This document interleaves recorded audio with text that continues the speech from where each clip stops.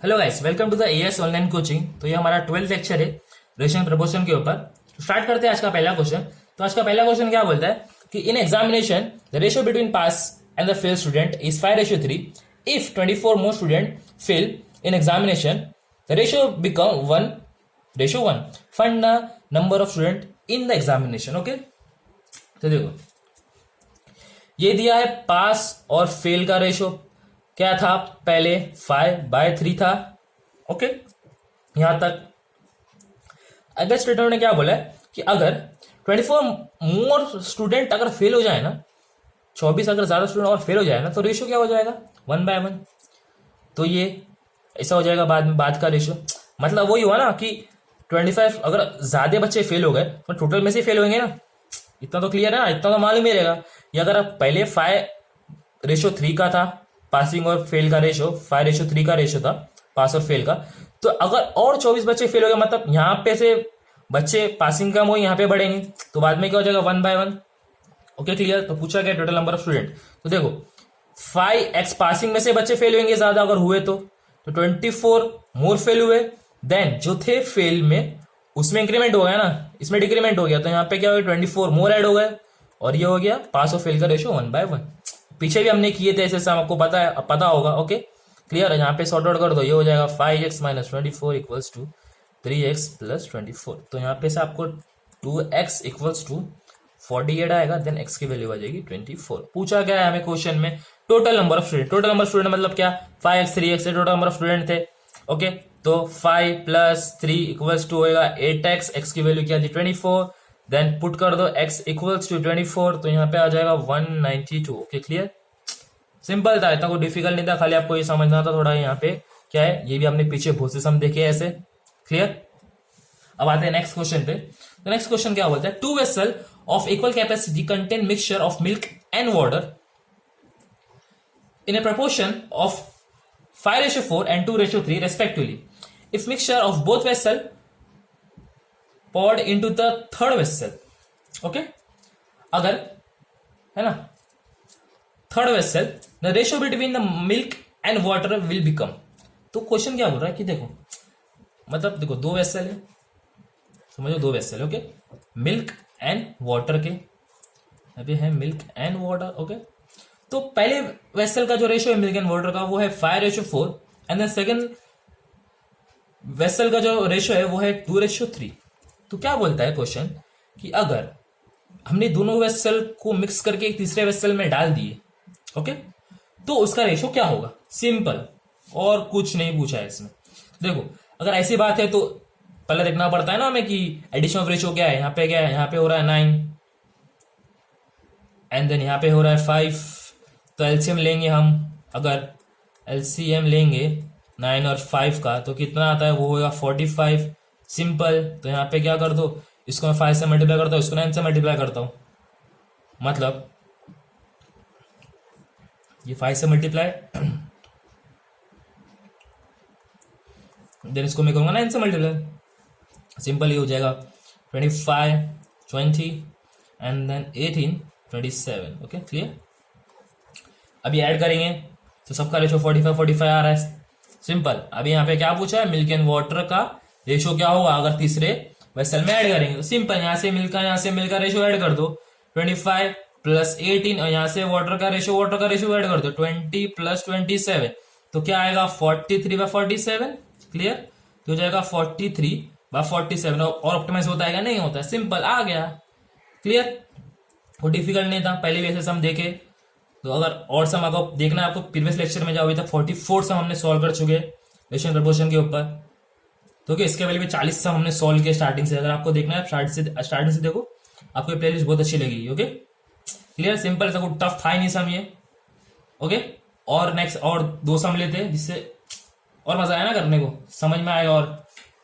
Okay okay guys, तो next sum क्या बोलता है, नेक्स्ट सम ये है कि the content of 2 vessels containing the water and milk are in the ratio of 5:3 and 9:7 and are mixed in the ratio of 1:3. Find the ratio of water and milk in the resultant mixture. मतलब देखो इसने क्या बोला है कि एक vessel है जिसमें वाटर और मिल्क का रेशो है देन ये दूसरा वेसल है जिसमें वाटर और मिल्क का रेशो है। ओके, तो पहले वेसल में ना वाटर और मिल्क का रेशो होता है 5:3 एंड देन सेकंड वेसल में वाटर और मिल्क का रेशो होता है 9:7। ओके क्लियर, ये तो हमें पता है। तो ये क्या बोल रहा है कि are mix in the ratio of one. Third vessel में ना इसके 3 पार्ट ऐड होना चाहिए और इसका 1 पार्ट होना चाहिए। देखो थर्ड वेसल में क्या रेशियो में ऐड करने बोला है 1:3, मतलब इसके 3 पार्ट होने चाहिए, इसका 1 पार्ट ऐड होना चाहिए। Find the ratio of water and milk resultant milk. अब बताओ ये फाइनल रेशियो क्या होगा वाटर एंड मिल्क का। क्लियर, सिंपल है। हर बार कैसा हम क्या देखेंगे, summation of this two ratio. ये क्या होता है, ये होता है 8 और ये होता है 16। फर्क है ना, तो इसको हम पहले सेम कर देंगे, 16 करेंगे, यहाँ पे 2 से पूरा मल्टीप्लाई 16 हो जाएगा, तो इसको 2 से मल्टीप्लाई कर देंगे ना। जैसे कि देखो इसको अगर 2 से मल्टीप्लाई कर देंगे और इसको 1 से मल्टीप्लाई रखेंगे ना तो 16 हो जाएगा ना। क्या हो जाएगा 5 2 जा 10, देन 3 2 जा 6 और ये हो जाएगा 9/17। देखो अब हो गया 16 हो गया। ओके, बट ये तो हमारा बेसिक था इधर तक। क्वेश्चन क्या बोला है कि इसके 1 पार्ट होना चाहिए, इसके 3 पार्ट ऐड होना चाहिए, तो ही थर्ड वेसल में जाएगा ना। इसी यही कोई कंडीशन बोला है क्वेश्चन में। तो सिंपल क्या करो, ये ऐसा लिख दो। इसके 1 पार्ट बोला है ना इसने, इसका 1 पार्ट बोला है, तो इसको 1 से मल्टीप्लाई करो। इसके कितने पार्ट बोले, 3 पार्ट बोले, तो इसको 3 से मल्टीप्लाई कर दो, सिंपल। तो यहाँ पे आंसर क्या मिलेगा आपको 10/6 और यहाँ पे आ जाएगा आपका 27/21। क्लियर, कुछ डाउट इधर तक सही है बराबर। अब यहाँ पे हम क्या करते हैं, सिंपल वाटर मिल्क ऐड। तो वाटर और मिल्क को ऐड, मतलब यहाँ पे 10 + 27 एंड देन 6 + 21, तो यहाँ पे हो जाएगा 37/27। तो रेशो आ गया, ये लो। क्लियर, थोड़ा नया सम था ना। अभी तो यहाँ तक तो सिंपल था, अभी हमको पता है यहाँ तक तो सम सेम करना है रेशो के, बट लास्ट में कंडीशन थोड़ी चेंज करेगी। क्या बोला है कि तीसरे जब वेसल में आप मिक्स करोगे ना तो 1:3, मतलब ये फर्स्ट और सेकंड रेशो है और थर्ड समझो ये तीसरा वेसल है, तो इसमें क्या बोला 1:3। तो इसका 1 पार्ट ऐड यहाँ पे होना चाहिए और इसका 3 पार्ट ऐड होना चाहिए। तो यहाँ तक आपको पता था कैसा करना है। यहाँ पे आने के बाद इसका 1 पार्ट बोला है ना, तो इसको 1 से मल्टीप्लाई करो, इसका 3 पार्ट बोला, इसको 3 से मल्टीप्लाई करो, जो भी आंसर आएगा। फिर बाद में simple milk add then water add, आ गया रेशो। सिंपल, ऑप्टिमाइज तो आगे नहीं होता है, पता है, खत्म आंसर यहाँ पे खत्म। क्लियर, समझ रहे हैं आपको। अब एक और सम देखते कुछ इसी तरीके का। आते हैं नेक्स्ट क्वेश्चन पे। तो नेक्स्ट क्वेश्चन क्या बोलता है, ये बैग कंटेन ऑफ 50 पैसा एंड 25 पैसा coins in a ratio of 2:3:4. If the total amount in the bag is ₹216, find the number of coins of 50 पैसा। Okay clear. तो देखो यहां पे क्या बोला है कि 50 पैसे 25 पैसे के कॉइन जो है वो बैग में, मतलब 1 रुपीज, मतलब 1 रुपीज 25 पैसे और इसके कॉइन, मतलब यहाँ पे सॉरी यहाँ पे ऐड करे होना चाहिए था, यहाँ पे होना चाहिए था ₹1। हाँ ₹1, ₹50 पैसा एंड ₹25 पैसा in a coin the ratio of 2:3:4। तो यहाँ पे क्या बोला है, यहाँ पे क्या बोला है कि देखो यहाँ पे 1 रुपीज 50 पैसे 25 पैसे के कॉइन के रेशियो क्या दिया है 2:3:4। Okay clear.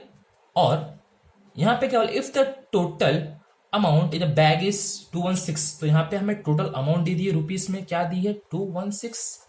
क्लियर। तो बोला है find the number of coin in 50 पैसा।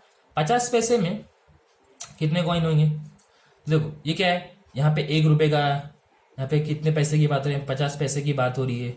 ओके, और यहाँ पे क्या हो रही है 25 पैसे की बात हो रही है।